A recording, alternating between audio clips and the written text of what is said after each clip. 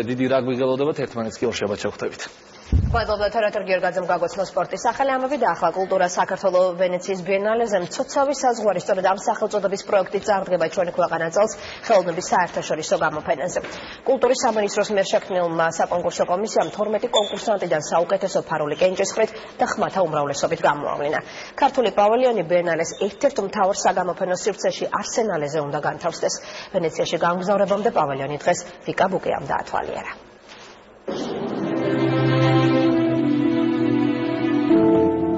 ბიენალეზე შეკრებილი საზოგადოება სხვადასხვა საგნისგან შემდგარ სისტემურ ჯაჭვს ლოგიკურად გაყვება. აქ საზღვარი ტერიტორიული დანაწევრებაცაა და ცნობიერების მართვის ინსტრუმენტიც. საზღვარი როგორც კრიზისი, გონებაში და პოლიტიკაში, ბიენალეზე ქართული ხელწერით 9 მაისს წარდგება. პროექტი წარმოადგენს სხვადასხვა საგნებისგან შემდგარ ინსტალაციას და პირველი ზონა იწყება ზუსტად ამ ჩვენი საქართველოს სოციალური ოკუპაციის ფოტოკოლაჟით. ერთვანის ტერიტორიაზე გადაღებული ფოტომასალა. სარკე როგორც სიზუსტის ანარეკლი, რეალობის მსხვერპლის მცდელობაცაა.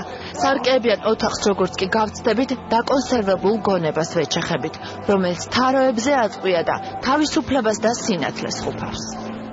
თვითონ ეს ქილების ოთახშიც ეს მოხუფული ქილა არის რაღაც დაკონსერვებული, ასე ვთქვათ, ცნობიერება რა, რომელსაც არ აქვს საშუალება რომ გამოვიდეს ამ საზღვრებიდან და ასეთი გმა გვაქვს გაკეთებული. ვენეციის ბიენალეს წლევანდელი თემა მომავალი სამყაროს მრავალფეროვნებაა. პროექტის ავტორებისთვის ბიენალე პირველი სერიოზული ნაბიჯია. ჩვენ ვართ დებიუტანტები. ანუ პირველად ვიღებთ მონაწილეობას ასეთ ღონისძიებაში და ძალიან დიდი გამოცდილება იყო ახლა ეს ჩვენთვის. თვითონ ამ ბიენალეს საშუალებას გვაძლევს რომ იყოს პოლიტიზირებული და ნაწილობრივ არის კიდევაც.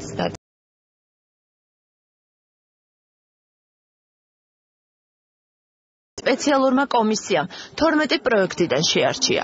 56 ბიენალეს ფარგლებში ბიენალეზე შეკრებილ საზოგადოებას 6 თვის განმავლობაში ექნებათ საშუალება ცოცავი საზღვრების ქართული ამბავი განიცადონ.